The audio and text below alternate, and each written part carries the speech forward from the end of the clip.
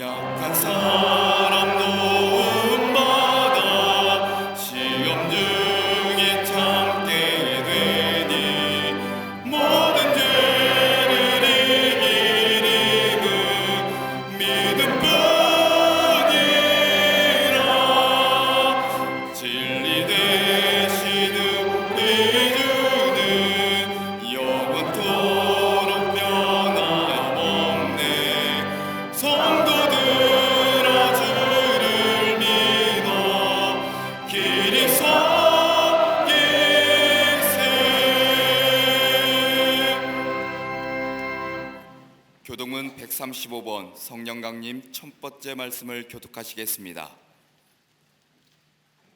그의 위에 여호와의 영 곧 지혜와 총명의 영이요 모략과 재능의 영이요 오직 하나님이 성령으로 이것을 우리에게 보이셨으니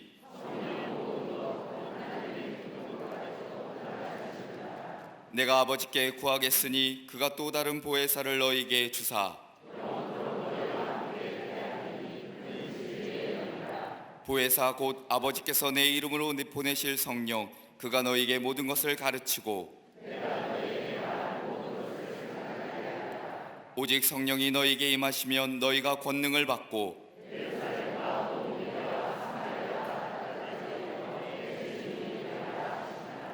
아멘.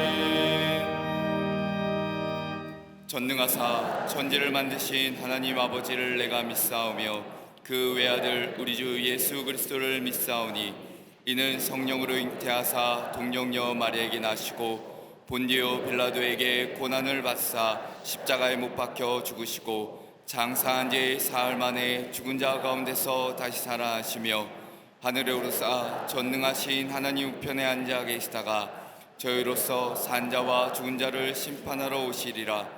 성령을 믿사오며 거룩한 공예와 성도가 서로 교통하는 것과 죄를 사하여 주시는 것과 몸이 다시 사는 것과 영원히 사는 것을 믿사옵나이다. 아멘.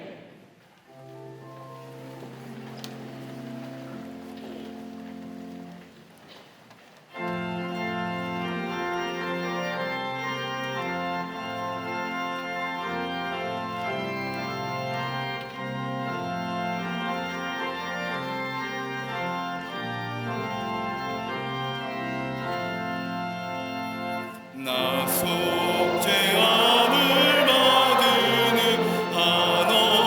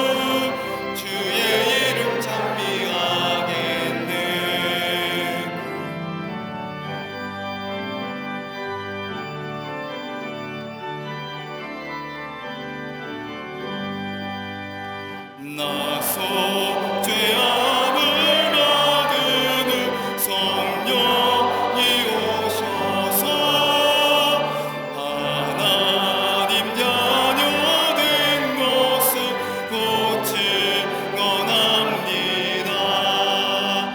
나서 죄 받으는 주를 찬미하겠네. 나서 죄 받으는 주의 이름 찬미하겠네. 나서 죄함을 받으는 보혈의 공로로 내 주의 은혜 입으니 늘 평안합니다. 나서 죄 받으는 주를 찬미하겠네. 나서 죄 받으는 주의 이름 찬미하겠네.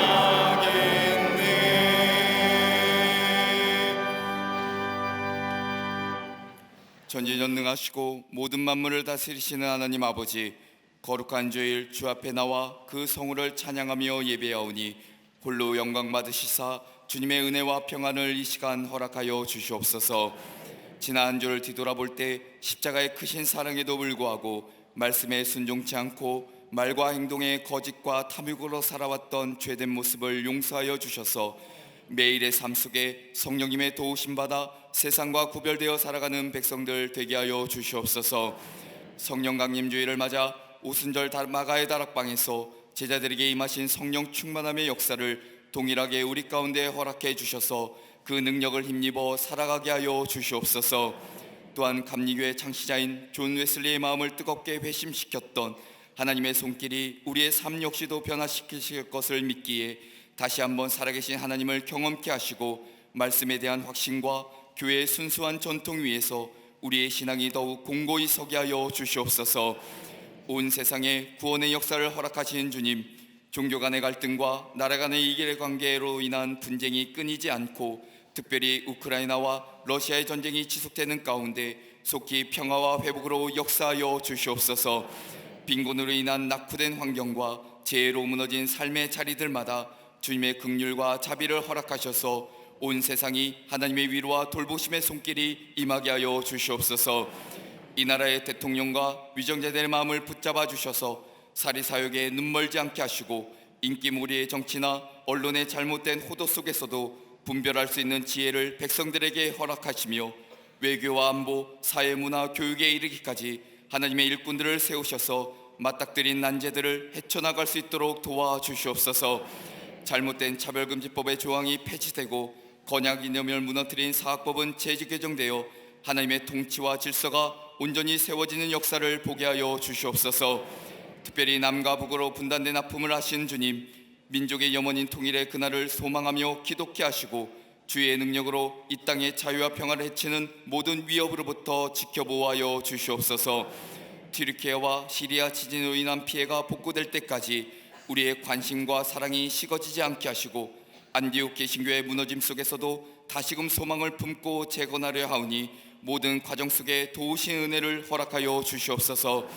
우리 재단을 사랑하시어 성교적 사명을 감당케 하신 주님, 70년의 세월 속에서 모든 것이 하나님의 은혜였음을 고백하오니 오늘도 약속의 성취를 믿고 주어진 자리에서 묵묵히 그 사명 감당케 하여 주시옵소서. 동탄강림교회 기공을 허락하셨으니 완공까지 안전으로 지켜주시고 특별히 잠비아 선교센터 봉헌을 통해서 하나님의 몸된 교회가 세워지고 복음으로 그 땅이 변화되며 하나님의 놀라운 역사심을 보게 하여 주시옵소서. 제20회 전교인 체육대회를 통해 오랜 기간 함께하지 못했던 모든 권속들이 한자리에 모여 하나의 공동체임을 깨닫게 하셨으니 다시금 회복의 기회로 삼아 부흥의 은혜를 더하여 주시옵소서. 또한 제35회 호렙산 기도회를 통해 나라와 민족, 교회, 가정을 위해 기독케 하셨으니 방해하는 그 어떤 악한 세력도 믿음으로 물리치게 하시고 사모하는 심령되게 하셔서 기도응답의 역사가 있게 하여 주시옵소서. 속회와 선교회, 교회학교와 샤이닝 청년 청장연부에 이르기까지 예배와 모임이 온전히 회복되게 하시고 특별히 다음 세대를 통해 교회의 미래뿐만이 아니라 이 나라의 미래가 든든히 세워질 수 있도록 인도하여 주시옵소서. 주께서 세우신 담임 목사님 능력의 손으로 붙잡아 주셔서 영육간 강건케 하여 주시고 이 나라와 세계를 위해 맡겨주신 사명을 감당하는 능력의 종으로 이끌어 주시옵소서. 말씀을 선포하실 때 성령의 은혜를 갑절로 부어주셔서 듣는 자마다 하나님의 위로를 경험케 하시고 하나님의 마음을 깨달아 아는 자 되게 하시사 그 은혜로 한 주를 살아가는 힘과 지혜를 얻는 복된 시간 되게 하여 주시옵소서. 갈릴리 성가대와 오케스트라를 통해 울려 퍼지는 찬양의 소리가 하나님께는 영광이요 성도들에게는 위로와 용기가 되게 하시고 아름답게 제단 장식한 손길 위에 삶에서 채워주신 은혜를 경험케 하시며 보이지 않는 곳에서 예배를 위해 헌신한 모든 이들에게 삶의 풍요로움을 허락하여 주시옵소서. 영상으로 예배한 성도들과 병상에서 병마와 싸우며 예배하는 자들과 해외에 이르기까지 이곳과 동일한 주의 은혜를 허락해 주실 줄 믿고 우리의 구원자 되시는 예수 그리스도의 이름으로 기도합니다. 아멘. 하늘에 계신 아버지 이름 거룩하사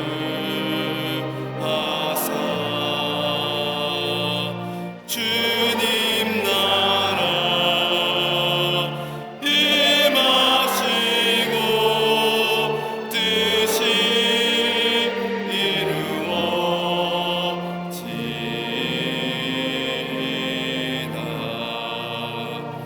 일용할 양식 주시고 우리들의 큰 죄 다 용서하시고 또 시험에 들게 마시고 악에서 구원하소서. 대개 주의 나라 주의 권세 주의 영광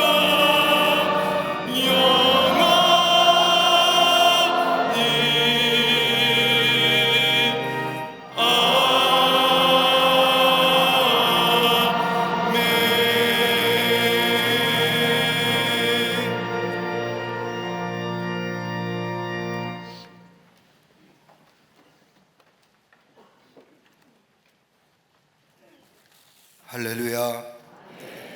거룩한 주의 날 우중에도 불구하고 주의 전에 나와 예배한 우리 모든 광림의 권속들과 영상을 통하 예배에 참여한 모든 이들 위해 하나님의 놀라운 은혜와 축복이 함께 하시기를 먼저 주의 이름으로 축원합니다. 앞뒤 조은우 좌우군과 함께 인사하시겠습니다. 하나님은 사랑이십니다 라고 인사들 나누시기를 바랍니다.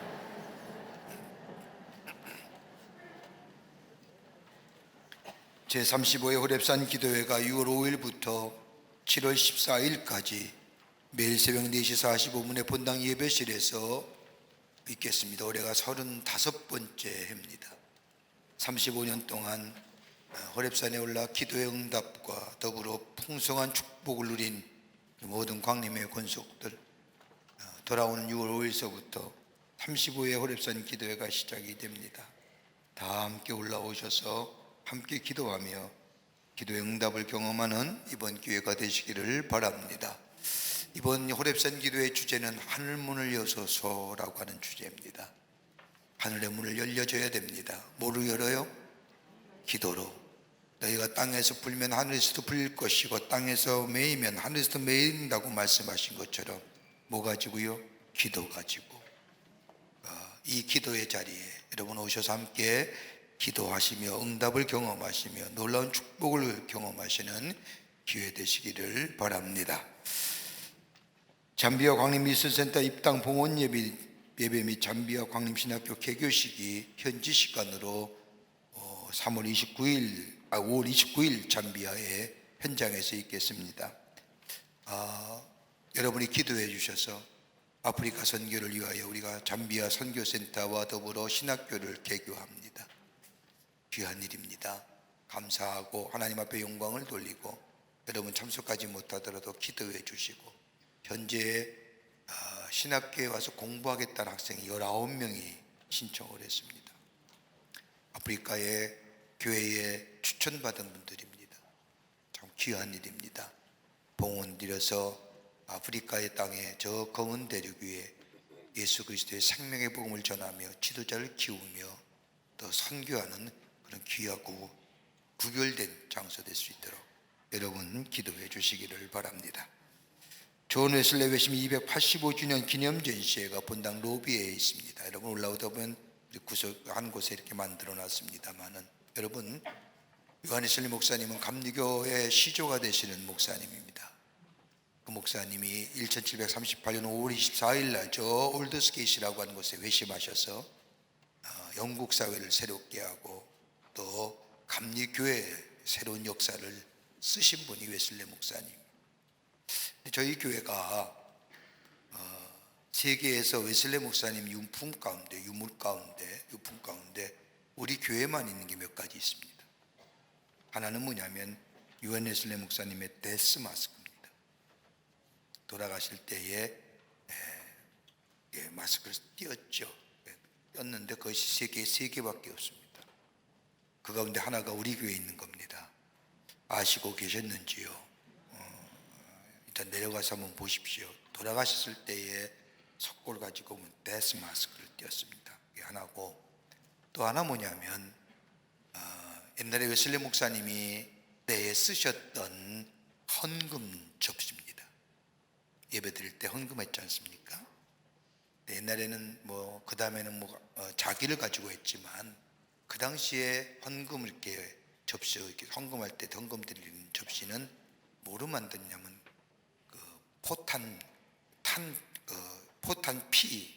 탄피 가지고 만든 겁니다.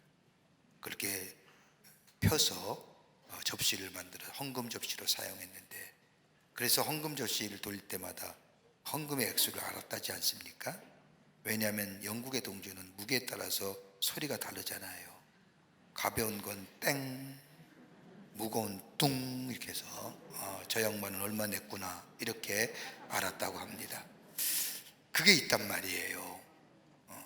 또 웨슬레 목사님이 한 세기가 지난 후에 웨슬레 목사님의 형상을 이렇게 스테이처스라고 해서 조각을 만들었는데, 그것도 한송손이 오래돼서 이게 부러져 나갔지만 그것도 유품입니다. 그걸 가지고 있습니다. 이따 가실 때 좀 들러보셔서 우리 감리교회 시조가 되는 목사님의 유품이구나 또 보시고 신앙의 도전도 받으시고 또 의미도 새기시는 시간 되시기를 바랍니다. 6월달 예배 안내는 7선교구와 8선교구에서 봉사해 주시겠습니다. 오늘 강단미하는 18교구에 김혜숙 권사님 가정에서 자녀들과 함께 이양호 장로님을 추모하며 장식해 주셨습니다. 선교구와 교구 소식 선교회 모임들 나와 있습니다. 보시고 다 참여해 주시기를 바랍니다. 결혼하실 가정이 있습니다. 축하해 주시고요. 지난 한 주간에 어려움을 당한 가정들이 계십니다. 만나실 때에 하늘의 소망으로 위로하여 주시기를 바랍니다.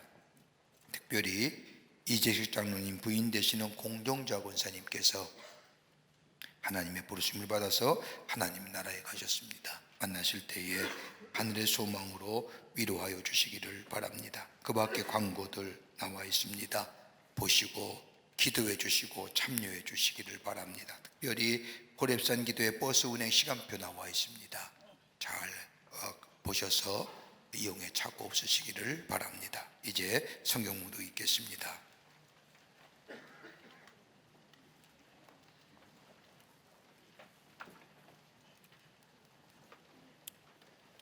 오늘 성경 말씀은 사도행전 1장 4절에서 8절까지입니다. 사도와 함께 모이사 그들에게 분부하여 이르시되 예루살렘을 떠나지 말고 내게서 들은 바 아버지께서 약속하신 것을 기다리라. 요한은 물로 세례를 베풀었으나 너희는 몇 날이 못되어 성령으로 세례를 받으리라 하셨느니라. 그들이 모였을 때 예수께 여쭈어 이르되 주께서 이스라엘 나라를 회복하심이 이때니까 하니 이르시되 때와 시기는 아버지께서 자기의 권한에 두셨으니 너희가 알 바 아니요 오직 성령이 너희에게 임하시면 너희가 권능을 받고 예루살렘과 온 유대와 사마리아와 땅끝까지 이르러 내 증인이 되리라 하시니라. 아멘.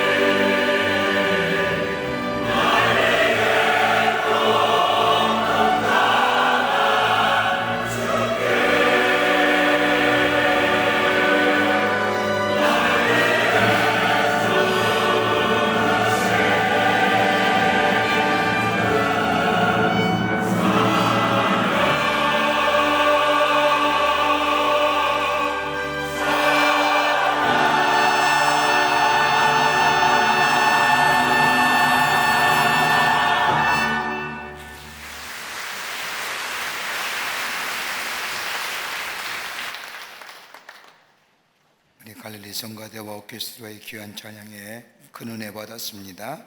고맙습니다.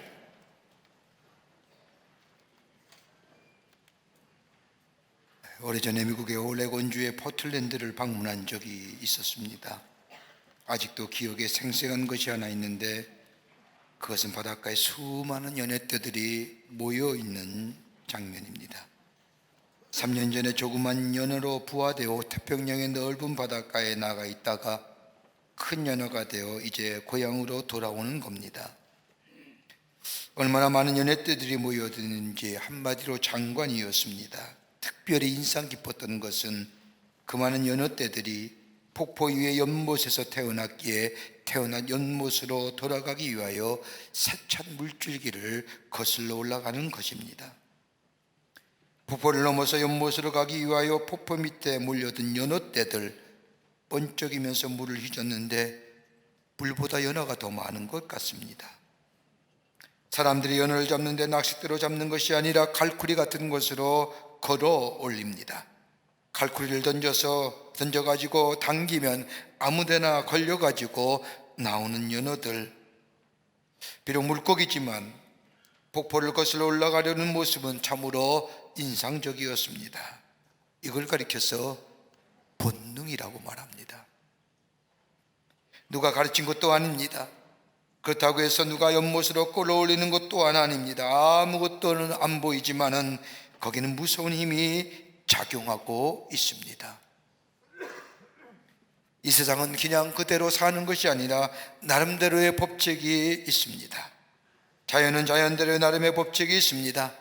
우리 눈에는 그저 내쳐진 하나의 돌멩이로 비칠지라도 그 속에는 인력이라는 것이 있습니다. 인력이라는 것은 공간적으로 떨어져 있는 물체끼리 서로 끌어당기는 힘으로 모든 물체 사이에 존재하는 만우 인력이냐 자기력이나 전기력 같은 것을 얘기합니다. 인력이라는 강한 법칙에 의하여 붙들려 있는 자연세계들, 저 하늘에 떠 있는 별도 그러합니다. 제멋대로 떠 있는 것 같지만은 그 속에는 강한 인력이 붙들려 있습니다. 자연에 속한 어느 것 하나도 그대로 던져진 존재가 없습니다. 그 자연 법칙에 강하게 붙들려 있다는 것을 보게 됩니다. 동물은 어떠합니까? 동물이란 본능이라는 법칙에 붙들려 삽니다. 생존 본능, 생식 본능, 스스로 살고자 하는 모든 본능에 강하게 붙들려 사는 것이 동물입니다. 여러분, 강아지가 마음대로 뛰어난다고 해서 자유한 것이 아닙니다.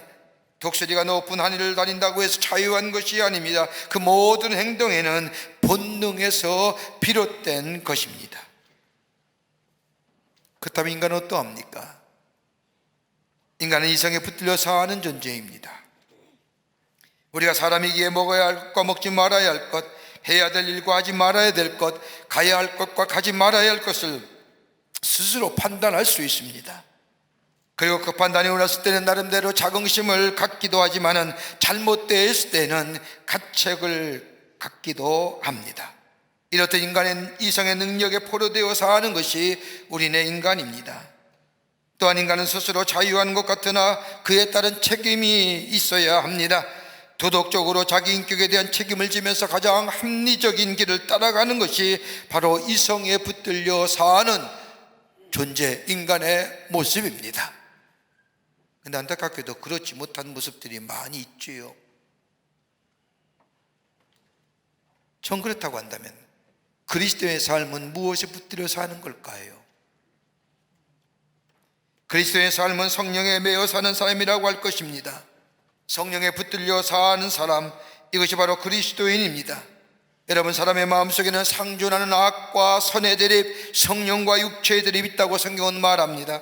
땅으로 지향하는 마음, 현재에 매여 사는 마음, 세속에 끌리는 마음, 율법과 증오의 욕심에 끌리는 마음, 이러한 존재를 육체에 속한 존재라고 성경은 말합니다.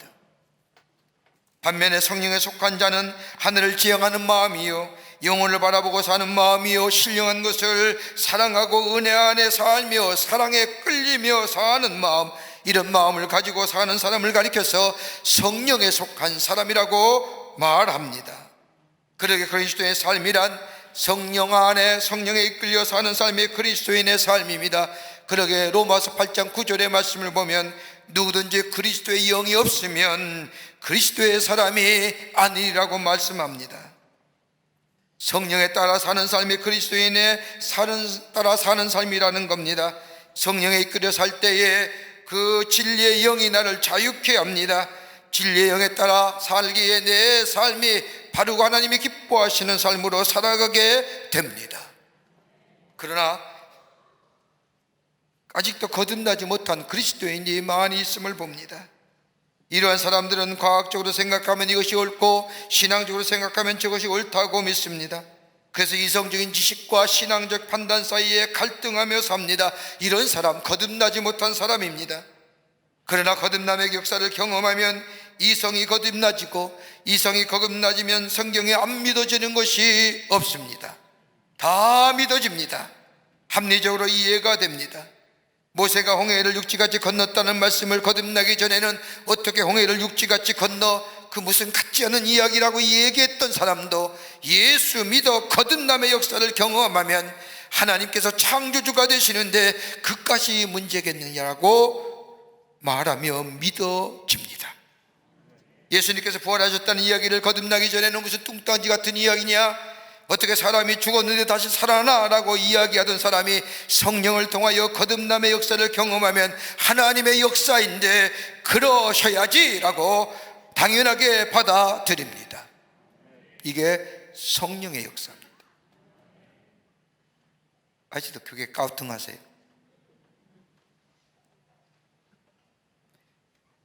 우리가 사도행전을 말할 때 여러 가지 많은 말로 사도행전을 정의합니다.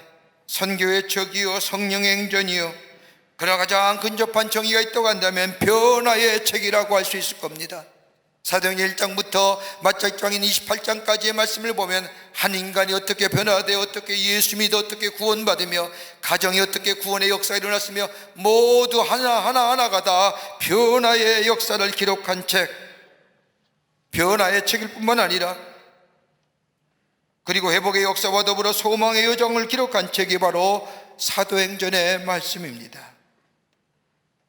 오늘 예수님께서 부활 승천하신 후 50일이 지난 다음 마가의 다락방에서 제자들이 예수님께서 말씀하신 것처럼 성령을 기다리고 있을 때에 바람과 같은 소리가 들리고 불의 혀과 같이 갈라지는 일들이 사람들의 머리에 있게 되고 거기에 모인 사람들이 각기 다른 방언으로 이야기하지만은 그 내용은 다 하나같이 복음을 전하는 놀라운 역사들을 보며 환상 너머에 하나님의 신비로운 영적 체험을 한 성령 강림 주일입니다. 절망의 시대에, 어두웠던 시대에 그 어둠과 절망을 소망과 생명으로 역사로 바꿨던 그들의 역사는 어떻게 이루어졌는지요.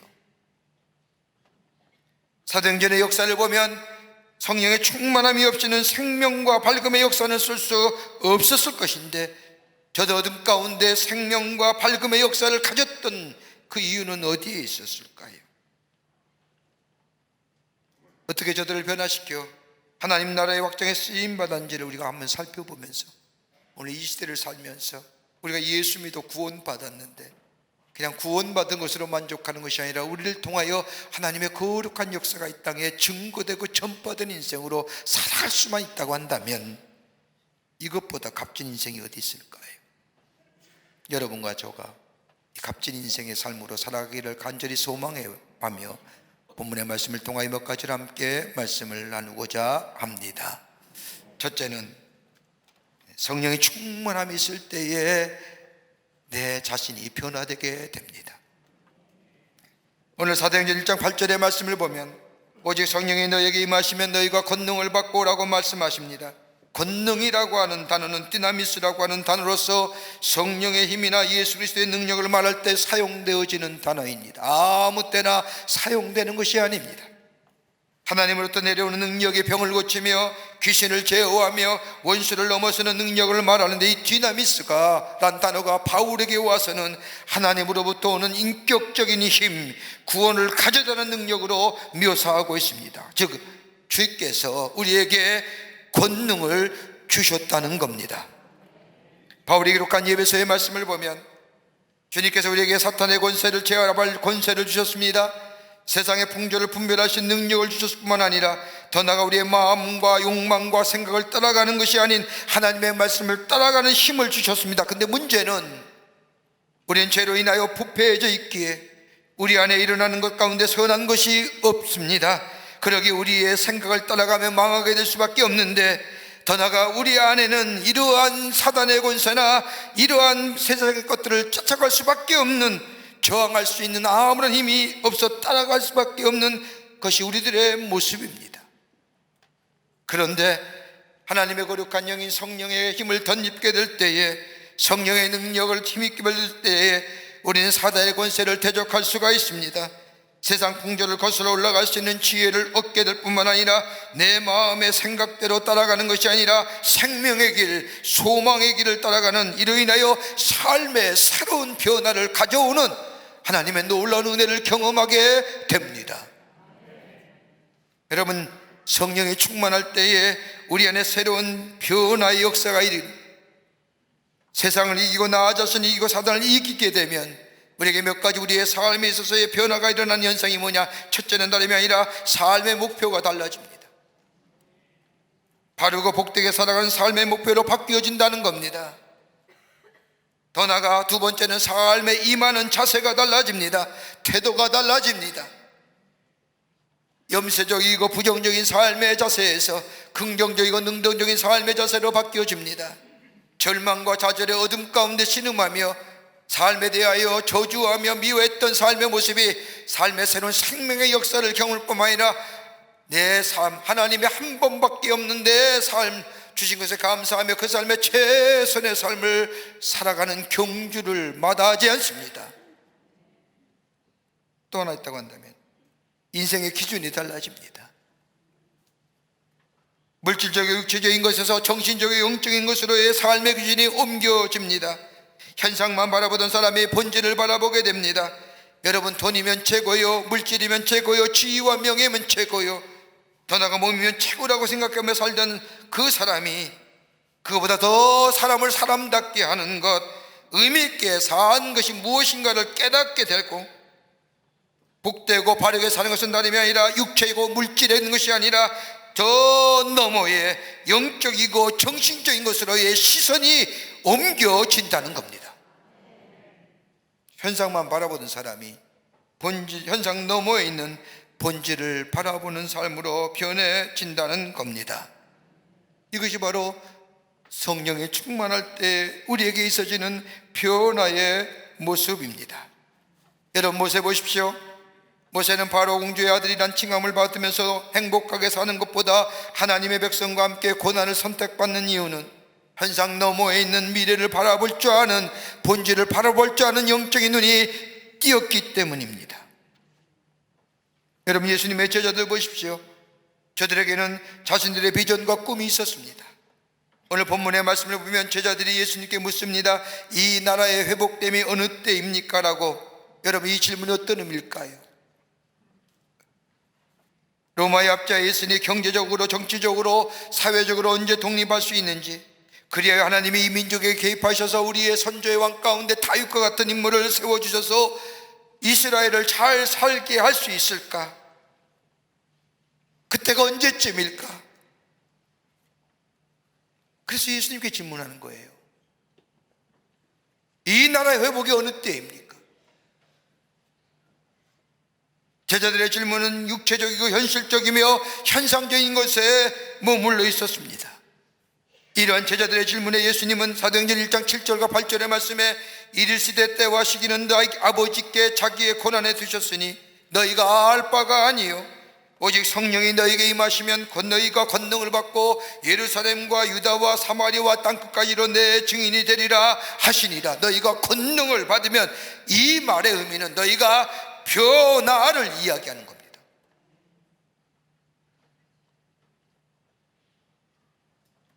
새롭게 변화됨을 말하는 겁니다. 자기의 꿈과 자기의 바람이 아니라 하나님의 꿈과 하나님의 비전으로 바뀌어진다는 겁니다. 삶의 기준과 방향성 그리고 목적이 바뀌어진다는 겁니다. 여러분, 오늘 사도행전 1장의 말씀에 이 말씀하신 후에 여러분 2장에 나와서 성령의 충만함을 받게 될 때에 저들이 어떻게 됩니까? 나가서 하나님의 말씀을 전하지 않습니까? 사도행전 8장 12절의 말씀이면 빌립이 나가서 복음을 전하는 말씀에 대하여 기록합니다. 빌립이 하나님의 나라와 예수 그리스도의 이름에 관하여 전도하며 그들이 믿고 남녀가 다 세례를 받았느니라. 로마에 간 바울은 사도행전 28장 31절의 말씀을 보면 하나님의 나라를 전파하며 주 예수의 그리스도에 관한 모든 것을 담대하게 거침없이 가르치더라. 하나님을 알지 못하고 하나님과 단절된 인생에게 생명의 근원 되시는 예수 그리스도, 그 주님이 자신에게 찾아와 그 주님을 영접하고 내 삶 속에 영원한 생명으로 새롭게 태어난 놀라운 하나님의 역사를 경험한 자, 자신을, 내 삶을 하나님께 맡기고 예수 그리스도에 관한 믿음이 장성한 분량으로 자라나 나아가서 예수가 구원의 주임을, 예수가 하나님의 사람을, 누구든지 예수 믿으면 구원받는다는 것, 주 예수를 믿으라 그리하면 너와 내 집이 구원을 얻느니라고 하는 이 놀라운 역사의 놀라운 복음을 저들은 전하게 되었다는 겁니다. 성령의 충만함 받기 전에는 시선이 자기 자신에게 머물러 있는 겁니다. 그러나 성령의 충만한 역사를 받게 될 때에 자아관이 바뀌고 가치관이 변화되고 세계를 보는 눈이 달라질 뿐만 아니라 예수 그리스도를 나의 주님으로 영접하고, 그리고 저들에게 마음속에 찾아온 것은 나의만의 세상이 아니라 하나님의 나라, 하나님의 나라가 이 땅에 이루어지는 꿈과 더불어 하나님이 통치하시는 나라로 저들의 삶이 변화되었다는 겁니다.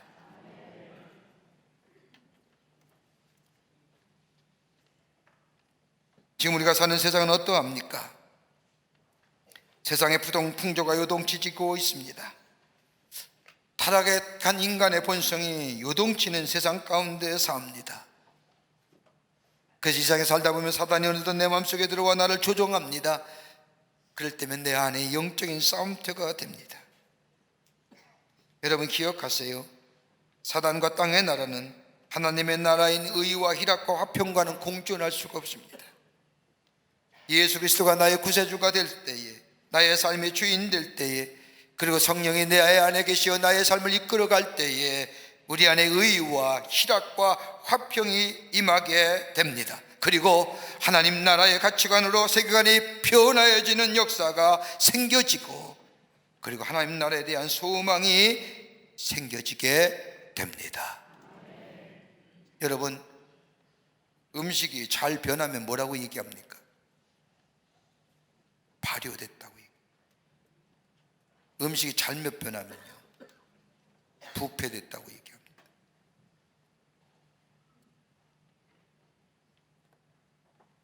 예수 그리스도 안에서 예수를 믿고 성령으로 충만케 될 때에 우리 안에 새로운 하나님의 역사, 우리의 삶이 변화되고 더불어서 그와 더불어 하나님이 통치하시는 나라가 임하게 되고 의와 희락과 화평의 역사가 넘쳐나는 변화된 삶, 하나님의 백성으로 살아가게 되는 줄 믿습니다. 두 번째는 성령이 충만하면 증인된 삶으로 살아갑니다.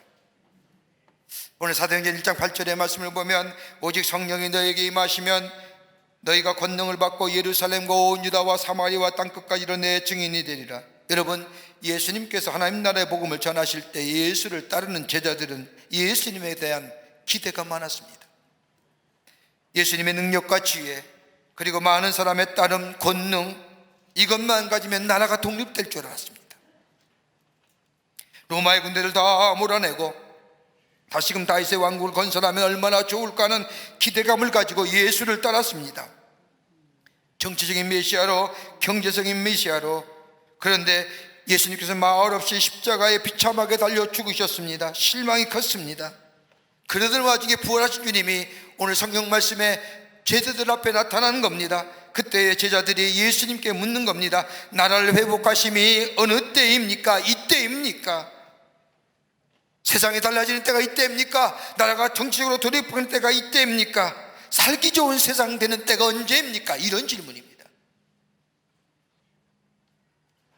이러한 질문에 예수님은 그것은 너희의 알 바가 아니요 너희가 성령을 받으면 권능을 받고 내 증인이 되리라. 세상이 언제 달라질 거라고 하는 이 제자들의 질문에 예수님은 그것이 너희가 알 바가 아니요 오직 내가 달라질 것이 있다고 한다면 성령이 임하면 너희 자신이 달라질 것이요 그 달라진 내 모습은 내 증인이 될 것이라는 겁니다. 여러분, 증인이 되리라는 말씀, 여러분, 되리라와 되라라고 하는 것은 엄청난 차이가 있습니다. 되리라고 하는 말씀은 이제 성령이 임하여 너희가 성령 차원에서 하나님 나라의 차원에서 하나님 나라를 위하여 쓰임받게 될 것이라고 하는 말씀입니다. 그러게 되라는 말과는 의미가 다릅니다. 여러분, 되라고 해서 복음을 전하는 사람이 됩니까? 우리가 나가서 복음을 전하는 일이 그렇게 녹록지 않음을 압니다. 그런데 누가 우리 보고 나와서 복음을 전하라고 해서 전도하러 나가는 사람이 있습니까? 아마 없을 겁니다. 별로. 복음을 전파하는 말씀은 있어도 증인이 되라고 하는 말씀은 없습니다. 너희가 증인이 될 것이라고 하는 이 말은 헬라어로 에스스테무 마르투레라고 하는 말인데 영어의 번역을 의하면 You shall be my witness가 됩니다. 내가 내 증인이 될 것이라는 겁니다. 학자가 되어달라는 것도 아니고 지도자가 되어달라는 것도 아니고 정치자가 되어달라는 것도 아니고 나를 위하여 위대한 사람이 되어달라는 것도 아니라 증인이 되려고 하는 아주 정직하고 단순한 의미로 가진 증인된 삶. 여러분, 증인이 되기 위해서는 증인이라는 것은 자신이 대하여 증거하는 사람이 아닙니다.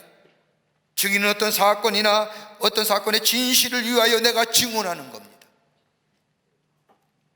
그러니까 증거하는 일을 위하여 고용된 자가 증인입니다. 예수님이 나의 증인이 되리라고 하는 이 말씀은 네가 나에 대하여 보고 듣고 그리고 경험한 바 그것에 대하여 사실을 사실대로 사건을 사건대로 이야기하는 자 되라는 겁니다. 좀 쉽게 얘기할까요? 나를 구원하시고 나를 새롭게 하시고 나를 변화시키신 그 예수 그리스도의 놀라운 십자가의 능력과 예수 그리스도의 놀라운 은혜를 증인되어 달라는 거예요. 사실을 사실대로 얘기하고 사건을 사건대로 이야기하라는 겁니다. 여러분, 사실이 사실되고 사건이 사건이 되어지기 위해서는 그 사실을 내가 믿었지 아니하면 그 사실은 내게는 사실이 안 되고 맙니다. 내가 모르고 내가 믿지 아니하면 사실이 아닌 것이 되고 맙니다. 믿을 때야 그 사건이 내게 사실이 되고 내 생에 새로운 의미가 가지게 됩니다. 그러게 내 증인되라는 거예요. 여러분, 예수님이 이 땅에 오셔서 하신 일들 하나같이 다 하나님의 계시적인 일들입니다. 예수님께서 이 땅에 오셔서 하신 일들을 가만히 보면 그 모두가 다 인류를 구원하기 위한 하나님의 뜻 가운데 행하셨던 일입니다.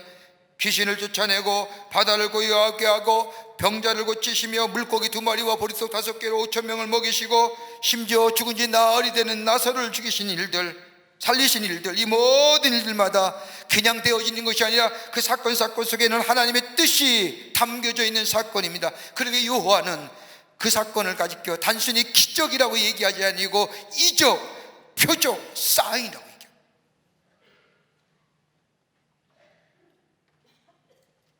예수님이 부활하신 후에 제자들에게 나타나시어 제자들에게 말씀하지 않습니까? 예수님께서 제자들 향하여 내 뜻 내가 무엇을 원했고 무엇을 했는지 너희가 증거하라고 말씀합니다.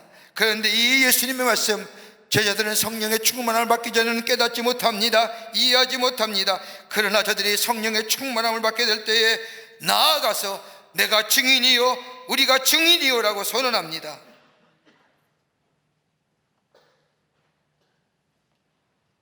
그러게 성령이 충만하면 증인된 삶을 살아갑니다. 내 생활이 달라지고 세계관이 달라지고 가치관이 달라지고 변화된 인격 속에 바로 증인된 삶 그 자체가 증인의 삶을 살아가게 된다는 겁니다. 어떻게 해요? 성령이 내게 임하게 될 때에 증인이 될 것이라고.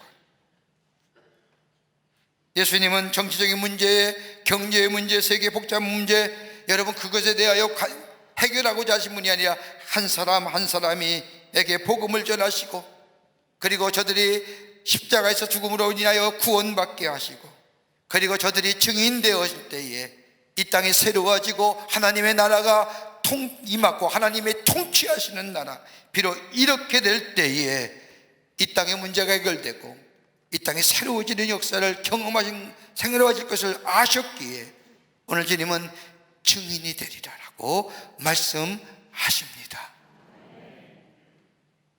성령의 충만을 받으면 증인돼요. 성령이 아니 계시기에 증인되지 못하잖아요. 끝으로 교회가 세워지고 성장합니다. 성령의 충만한 역사가 임한 교회가 세워지고 성장해 갑니다. 교회는 그리스도의 몸입니다. 예수님께서 이 땅에 계시면서 몸으로 행하셨던 일들, 예수님이 승천하신 후에 교회가 세워지면서 예수님께서 몸소 하셨던 일들을 교회가 감당합니다. 치유하고 복음을 전하고 구제하고. 여러분, 초대교회 가운데 안디옥 교회가 왜 건강한 교회입니까? 지금까지도 안디옥 교회를 롤모델로 삼고 안디옥 같은 교회가 되어달라고 기도하는 교회 많이 있습니다. 안디옥 교회가 귀한 선교의 역사를 이루었던 그 이유가 어디에 있습니까? 모든 교회가 안디옥 교회를 닮아가려고 하는 이유가 어디 있을까요? 그 첫 번째 나는 것이 아니라 안디옥 교회는 예수의 비전을 간직한 교회였습니다. 예루살렘과 온 유대와 사마리아와 땅끝까지 이런 내 증인이 되리라고 하신 이 말씀, 예수님의 말씀을 안디옥 교회 성도들은 비전으로 삼았다는 겁니다. 여러분 한번 생각해 보십시오. 예수님의 이 말씀, 제자들 가운데 알아들을 수 있는 사람, 이해한 사람이 얼마나 있었을까요? 없습니다. 예수님의 제자들은 2000년 동안이나 유대주의라는 것에 꽉 갇혀던 사람입니다. 그 이상의 것들은 생각하지 못한 사람들입니다. 이러한 제자들에게 예수님의 예루살렘과 유다와 거기까지는 복음이 전파된다는 것, 그래 그건 맞아, 이해할 만해. 그런데 그 너머에 사마리아와 이르러 땅끝까지로 내 증인이 되리라, 이건 도무지 이해 못할 일입니다. 왜요? 사마리아 사람들 짐승과 같은 사람인데, 이방인들, 저들은 심판받아야 할 자들인데, 유대를 넘어서 사마리아 땅끝까지 복음을 전한다는 것은 제자들의 생각에는 상상하지 못할 일입니다. 그리고 이방인들에게도 복음 전하는 일, 안 되는 일입니다. 여러분, 사도행전의 말씀을 보면 최초의 교회인 예루살렘 교회, 유대주의에 꽉 잠겨있던 이 예루살렘 교회는 하나님 나라의 선교에 사용하지 않습니다. 하나님께서는 안디옥 교회를 사용하셔서 복음 전파하신 것은 안디옥 교회가 예수의 비전을 가슴 깊이 간직하며 잊지 않았기 때문입니다. 예수의 비전이 나의 비전이 되고, 또 하나 있다고 한다면 안디옥 교회는 금식하며 주를 섬겼다는 겁니다. 섬긴다는 것은 예배한다는 겁니다. 금식하는 것은 생명을 거는 행위입니다. 생명을 걸고 예배했다는 겁니다. 여러분, 예배만큼 가장 중요한 중요한 것이 어디 있을까요? 안디옥 교회 성도들은 박해를 피하여 도망갈 때에도 예배를 포기하지 아니했습니다. 아무리 힘든 일이 있어도 예배를 포기하지 않았습니다. 예배야말로 인간의 하나님 앞에 드릴 수 있는 가장 가치 있는 행위요, 가장 소중한 일이요. 전도와 선교는 이 땅에서 우리가 해야 할 일이지만 저 하나님 나라에 가서도 우리가 해야 할 일이 있다고 한다면 하나님 앞에 예배하는 일, 그 예배를 생명처럼 여겼기 때문에 저들은 예배의 귀한 자리를 놓치지 않았습니다. 예배는 영적인 근원이기 때문입니다. 예배는 영적인 생명인 줄이기 때문입니다. 예배를 통하여 하나님의 음성을 듣고 하나님의 사람으로 살아갈 힘과 능력을 공급받기 때문입니다. 그러기에 저들은 예배하는 것에 소홀하지 않았습니다.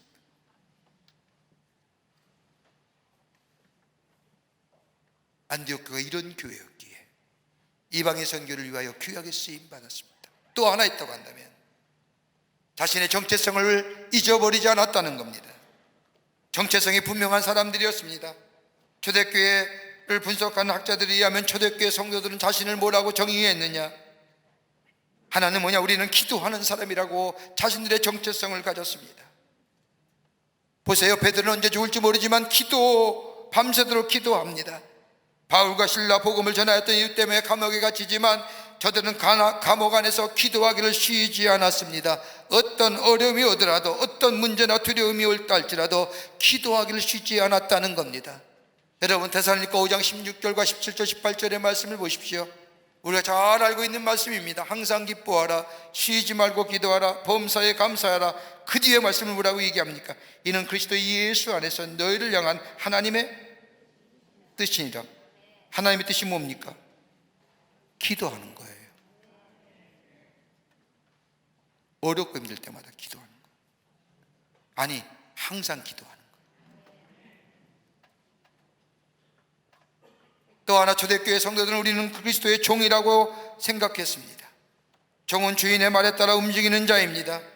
즉 우리는 주님이 원하시는 대로 살아간다는 겁니다. 또 하나 때가 우리는 한 형제와 한 자매라고 생각했습니다.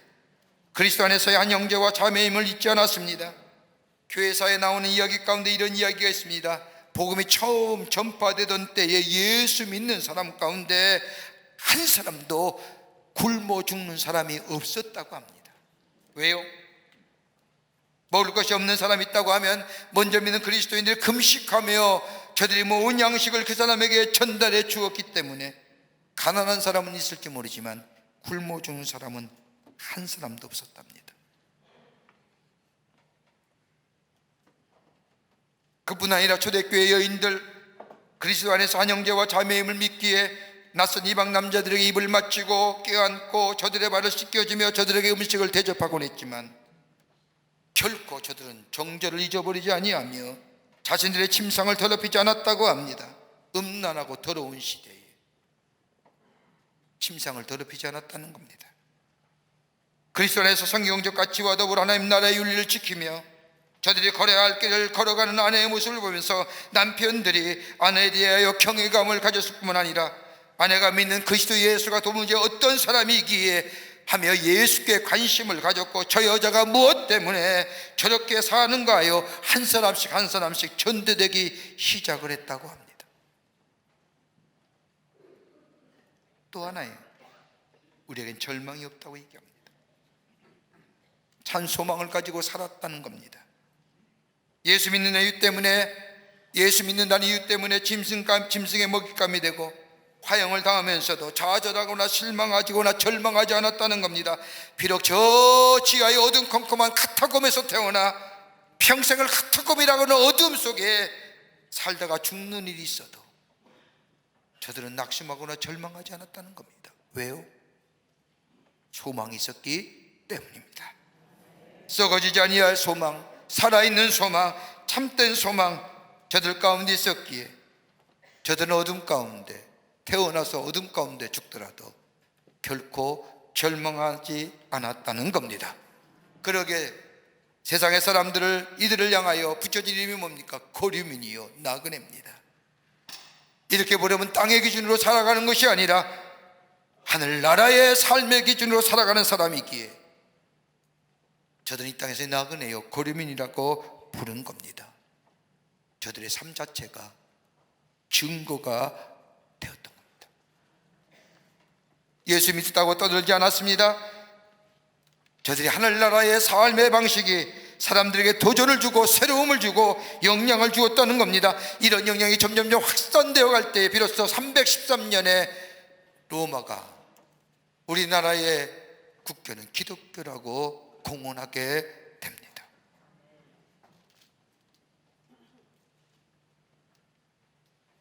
한 사람이 새롭게 변화되는 역사.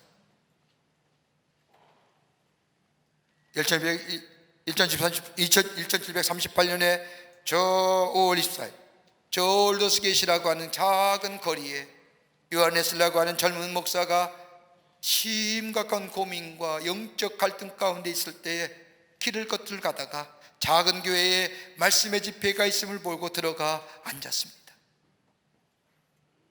조지아의 선교에 실패했지요. 하나님의 부르심을 받아 목사의 길은 가지만 어떻게 나의 앞길이 가야 할 건가 고민 가운데 하나님의 말씀을 아침마다 묵상하지만 내게 새로운 감동이나 감격이 없었던 그에게 저 8시 45분에 저 작은 마당에서 울려 퍼진 그 말씀의 선포가 웨슬리의 마음을 감동시켜줍니다. 성령의 충만한 역사를 경험합니다.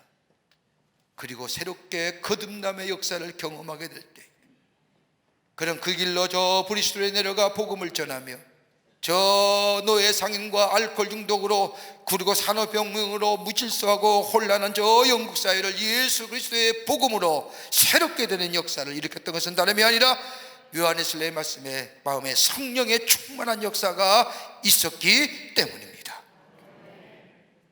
한 사람이 변하면 그 사람이 속한 공동체가 변합니다. 내가 변하면 내 가정이 변합니다.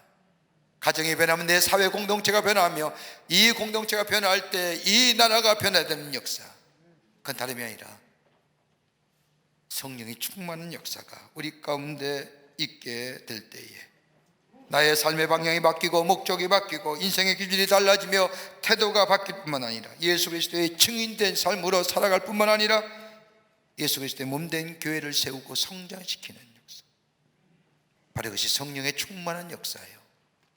이것이 바로 우리를 향한 주님의 뜻이요, 이 사명을 감당하며 나아가게 될 때에 우리 안에 나를 통하여 내가 속한 곳에 하나님의 놀라운 역사를 통하여 축복된 삶으로 살아가는 아름다운 인생의 걸음이 될 줄 믿습니다. 이 귀한 믿음이 여러분과 저 가운데 있어지기를 주의 이름으로 축원합니다.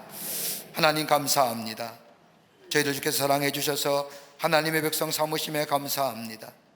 거듭남의 역사, 성령의 충만한 역사를 허락해 주셔서 세상의 가치관과 세상의 것들을 쫓아가는 것이 아니라 성령에 이끌려 사는 인생 되게 하여 주셔서 우리 안에 의와 희락과 화평의 역사를 경험하며 예수 그리스도의 증인된 삶으로 살아가게 해주심에 감사합니다.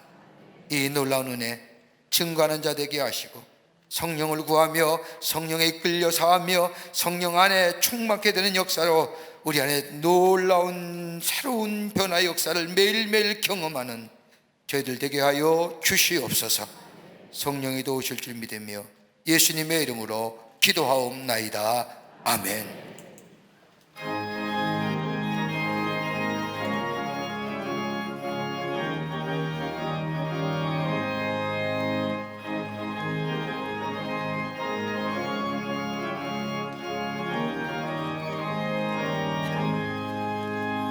내가 매일 기쁘게 순례의 길에 감은 주의 팔이 나를 안보함이요, 내가 주의 큰 복을 받는 참된 비결은 주의 영이 함께함이라.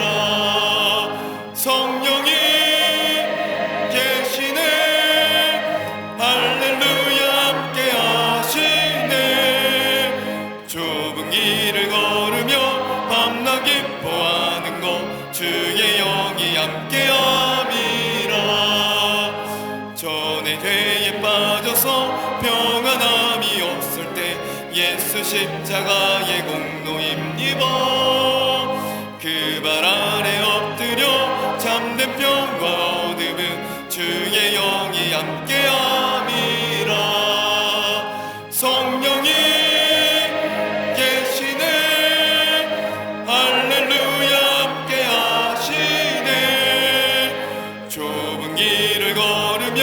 밤낮 기뻐하는 것 주의 영이 함께함이라.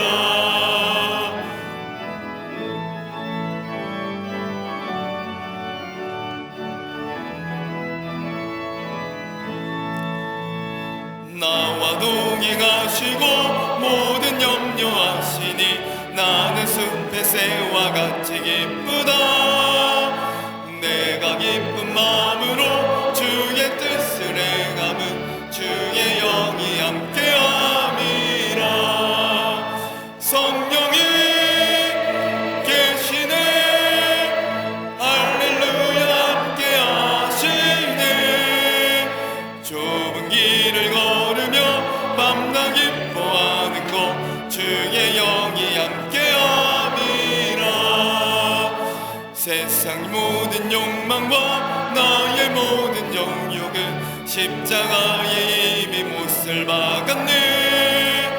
어두운 밤이 지나고 무거운 짐 벗으니 주의 영이 함께함이라. 성령이 계시네, 할렐루야 함께하시네. 좁은 길 그의 영이 함께함이라.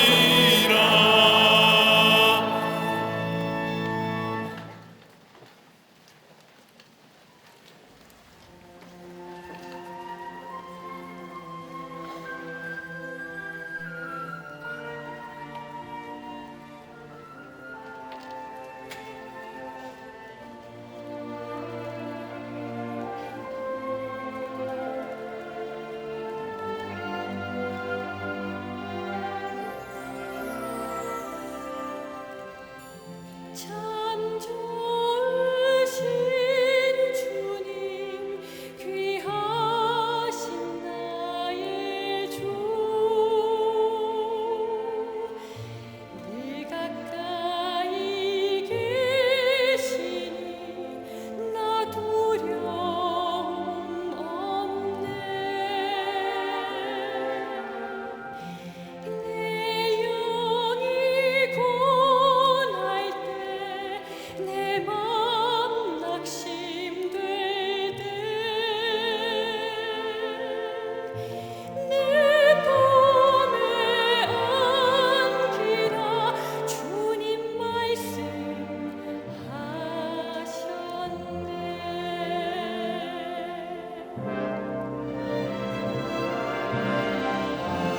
광야 같은 세상, 주만 의지하며 주의 인도하심 늘 강건케 하시며 주의 사랑 안에서 살게 하소서. 주만 의지하리 영원토록.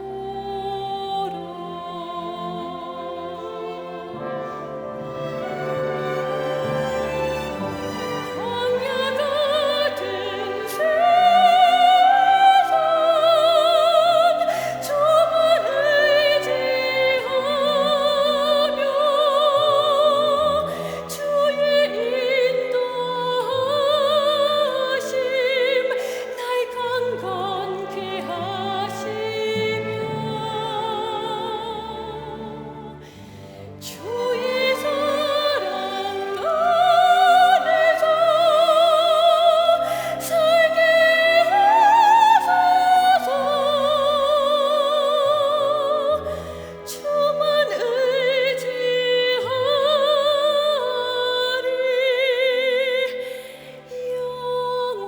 영원토록.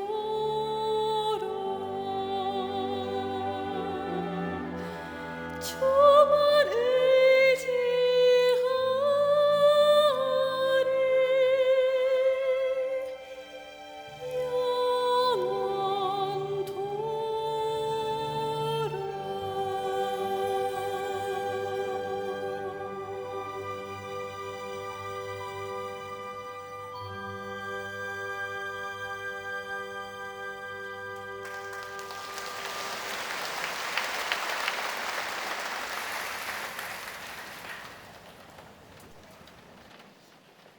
거룩한 주의 날, 저희들의 걸음을 하나님의 귀한 전에 오게 하시고 우리의 마음과 정성을 모아 예배하게 하심에 감사를 드립니다. 우리 예배를 기쁘게 받으시고 하늘 문을 여시사 하늘의 놀라운 은혜와 축복이 많은 시간 되게 하여 주시옵소서. 주 앞에 예배하며 귀한 예물 성별하여 주님 앞에 드립니다. 저희들의 마음과 정성, 믿음의 고백, 주님을 향한 사랑의 고백입니다.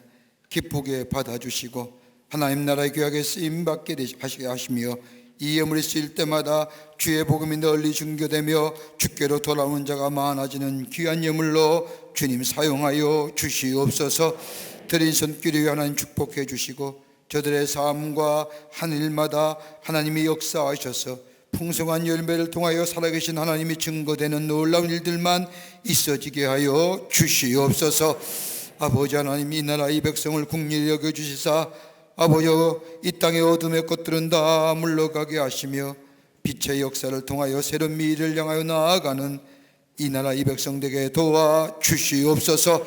죄악의 모습들은 다 물러가게 하여 주시고 갈등과 분열의 모습도 물러가게 하여 주시며 하나 되어 화목하여 새로운 미래를 향해 나아가는 복된 나라와 백성 되게 하여 주시옵소서.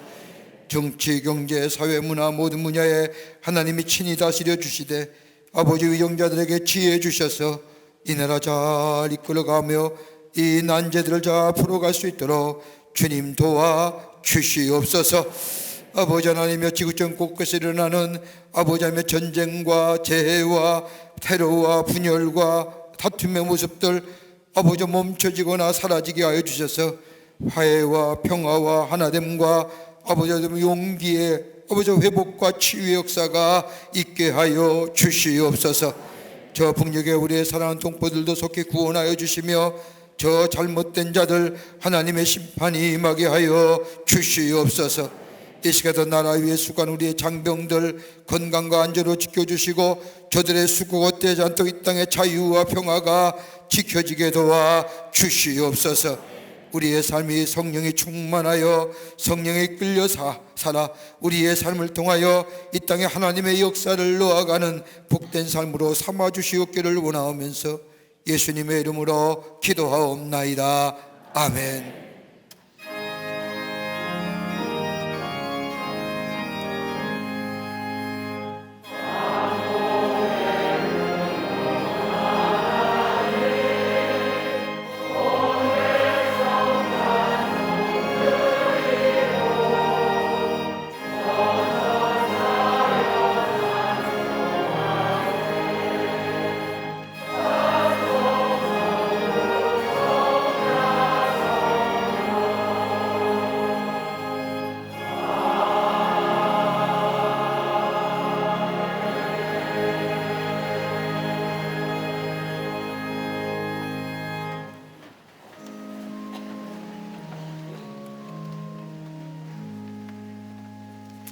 오늘 시간에 우리에게 처음 오신 분들 계십니다. 호명할 때 앞으로 나와주시면 중심으로 환영하겠습니다. 혹 새가족 등록 카드는 안 했지만 오늘 처음 오신 분 계시면 인도자와 함께 앞으로 나와주시면 환영하도록 하겠습니다.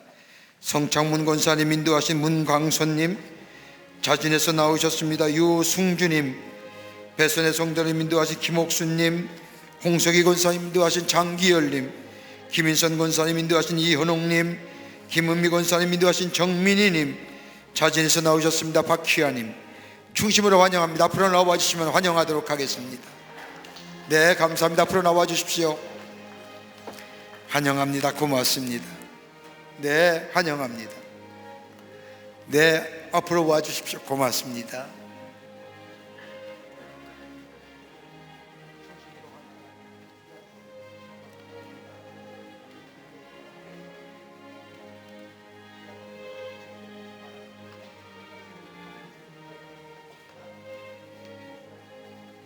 기도하시겠습니다. 거룩한 주의 날 당신의 귀한 백성들 주의 전에 오게 하심에 감사합니다. 저의 이름을 하늘나라의 생명체 이렇게 주시고 구원과 영생 가운데 이 땅에 살면서 성령의 도우심을 통하여 매일매일 승리할 뿐만 아니라 약속하신 하늘의 축복을 누리며 사는 복된 하나님 나라의 백성 되게 하여 주시옵소서. 주님이 영원토록 동행해 주실 줄 믿으며 예수님의 이름으로 기도하옵나이다. 아멘. 뒤돌아 쓰실까요? 뒤돌아 쓰시지요? 여러분 박수로 환영하시죠. 예, 감사합니다. 우리 장로님 따라가 주시면 교회 소개하고 안내하겠습니다. 네, 감사합니다. 고맙습니다. 뉴스레터 나왔습니다. 하나씩 가지고 가셔서 지난 2주 동안 우리 교회 어떤 일이 있는가 함께 나누고 전도의 기회로 삼으시기를 바랍니다. 또 온타임 6호로 나왔습니다. 말씀 묵상집인데 구입하셔서 하루를 말씀으로 여는 말씀의 묵상집이 되기를 바랍니다. 오늘 우리 감리교회 시조가 되시는 오한윤 예슬레 목사님의 회심 285주년 되는 기념주일입니다. 그래서 여러분 주보 사이에 이렇게 북마크를 하나씩 넣어드렸습니다. 책갈피지요. 오한윤 예슬레 목사님이 설교하시는 장면과 더불어 뒤에 요한에슬레 목사님의 삶의 세 가지 원리라고 적혀져 있습니다. 해를 끼치지 말라, 선을 행하라, 하나님의 사랑 안에 머물라. 여러분 간직하시고 책 볼 때 좀 끼워 쓰시고, 또 감리교회 후예로서, 감리교회의 귀한 성도로서 우리 복된 삶으로 살아가는 계기가 될 수 있도록 여러분 잘 이용하시기를 바랍니다. 체육대회 잘 마쳤습니다. 많은 분들이 오셔서 감사드리고, 수고하신 남성교회 분들, 또 회장님과 모든 분들에게 이 자리 빌어서 감사의 말씀을 드립니다. 어제 비 왔는데도 체육관 안에서 기쁘고 또 교제하며 사랑을 나누는 좋은 시간 갖게 해주셔서 하나님 앞에 감사하고, 참석한 모든 이들을 위해 지속적으로 주의 은혜가 넘쳐나시기를 기도하겠습니다. 다 일어나실까요? 우리 함께 마지막 찬송하시겠습니다.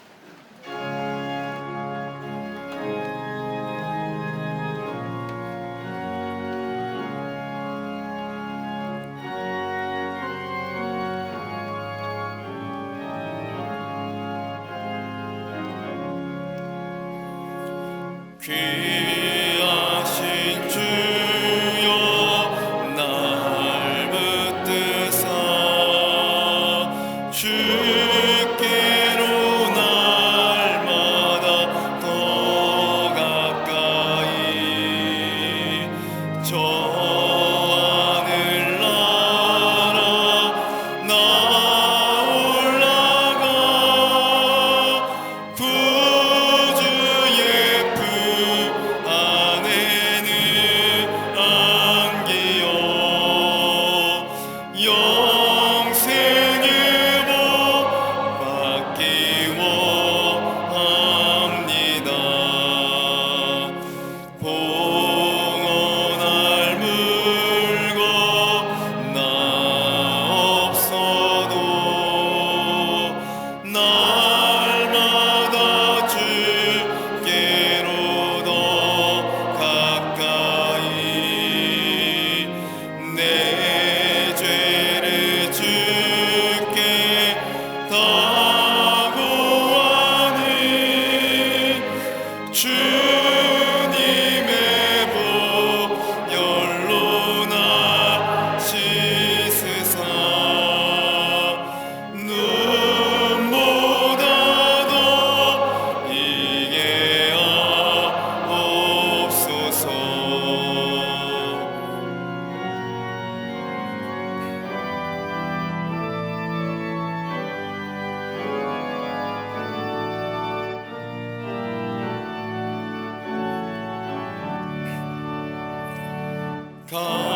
간악한 마귀 날 깨어도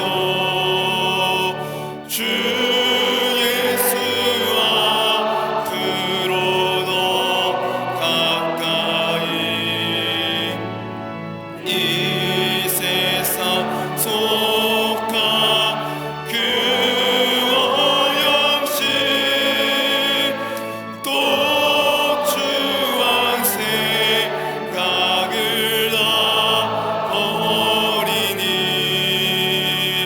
정결한 맘 내게는 주소서. 이 세상 내가 살 동안에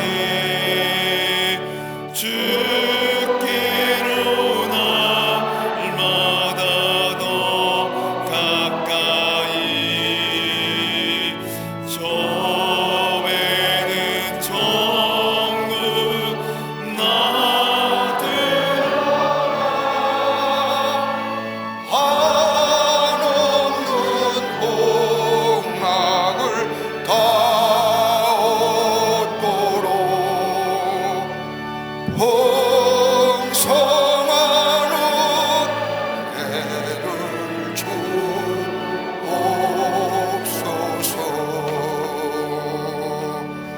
아멘.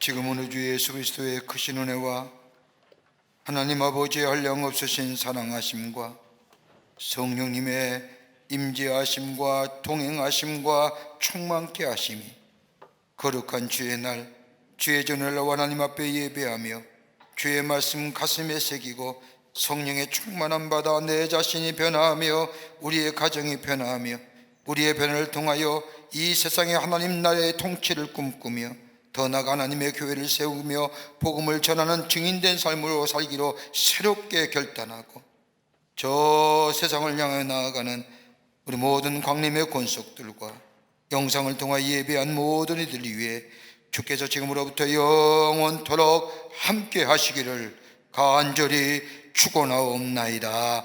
아멘. 주신 하나님, 좋으신